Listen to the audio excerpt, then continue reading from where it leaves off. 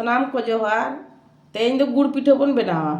और ओना गुड़ चलो दाग रे बन गुलावा लोलो दाग रे बन हेडेज ñoगा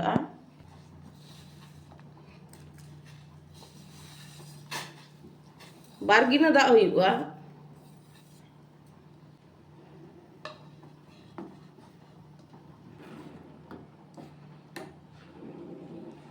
गुड़ गुलाव हुई कान तबोना तो गैस बन बंदोया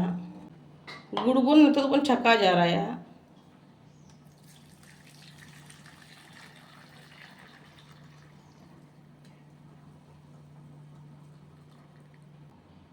ओना कप ते हलंग बन हतावा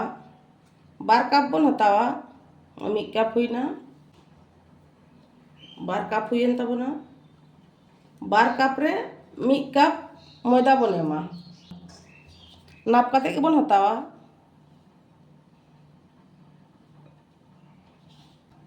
मीठे बन मेसा जाराया नितो दो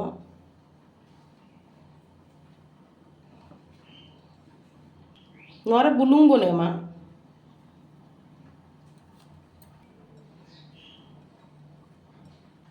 जहाँ गुड़ दाग बन हेडेज दो लेगा ओना बन एमा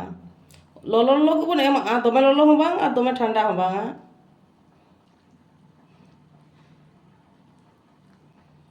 मिधर तो गुड़ बाबन एम चावाया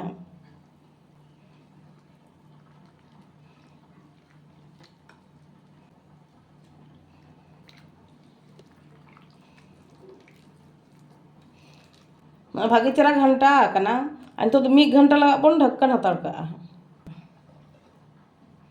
1 घंटा हुई ना और दरिया गया काटे को सिपी ñoगा ती तेगे बन सिपी मा नॉय पे ñel dare kana 10 minute gunning CP का भागे चरा का सिपी बना ñुरुक कना माने गान कना दा आदा बाबन दुला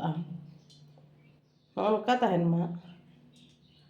अंतो सुनुम रे ना बन छकावा ना ओना बखरा ते तैयार कना दमे पतला लेनखान दो पोसागोआ ना तीना बन सिपी दड़े उना बेसोआ और होड़ होलों कना तो एखान फुला फुलो सुनुम लोलो कना मेटा मेटा बन बना जा रहा है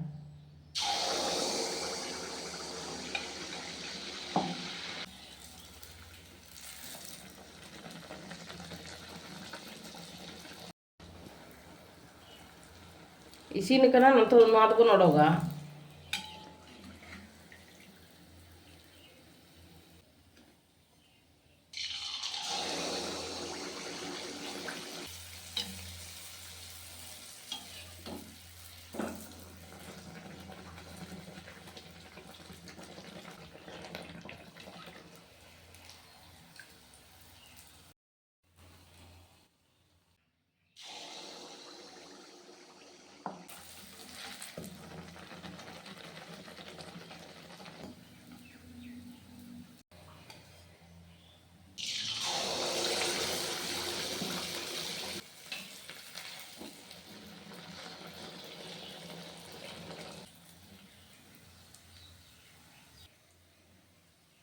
जो तो किछु तैयार है तबोना